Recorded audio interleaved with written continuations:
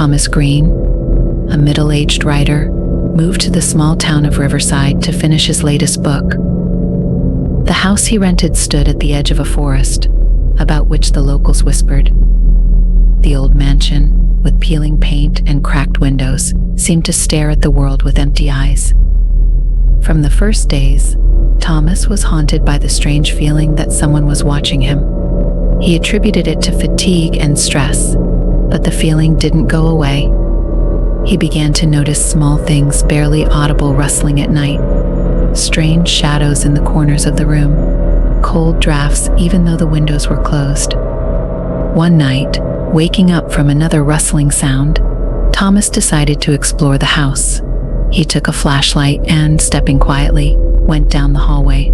Suddenly, the flashlight flickered and went out. Thomas froze, trying to adjust to the darkness. His heart pounded in his chest as he heard a faint child's laugh behind him. Turning around, he saw a strange shadow on the wall. It moved as if it had a life of its own. Thomas decided it was a figment of his imagination and returned to his room. The next day, he went to the town library to learn more about the house. The elderly librarian, upon learning where he lived, turned pale and said, "That house is cursed. They say a family lived there many years ago.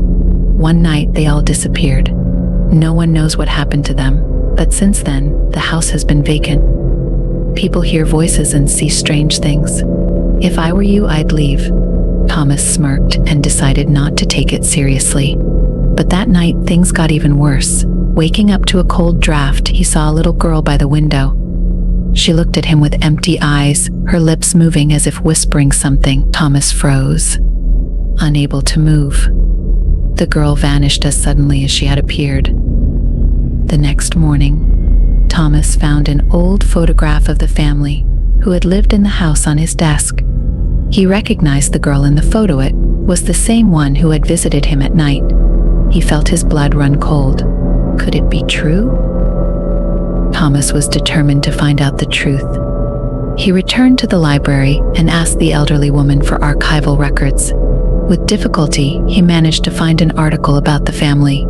It turned out that the father was obsessed with the occult and conducted strange rituals. On the night of their disappearance, neighbors heard strange sounds and saw flashes of light in the house.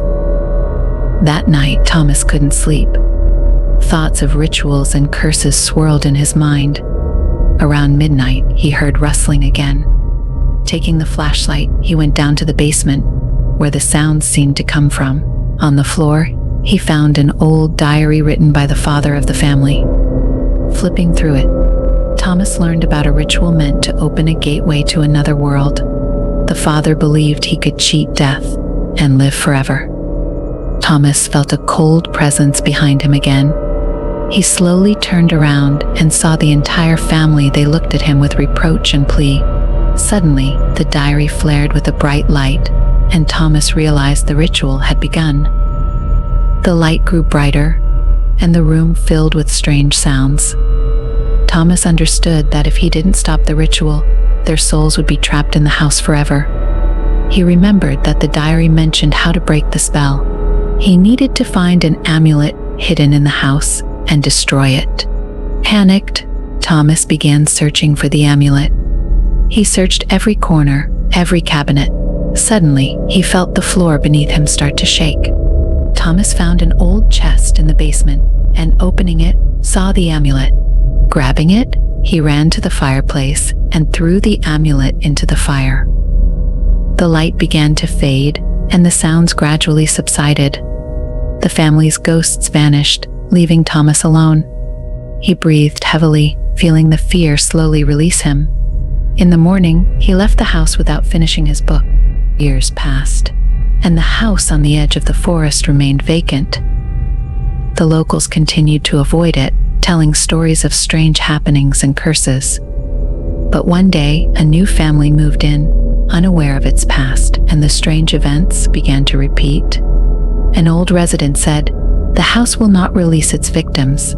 It craves new souls," and the legend lived on, frightening and fascinating those who dared to listen.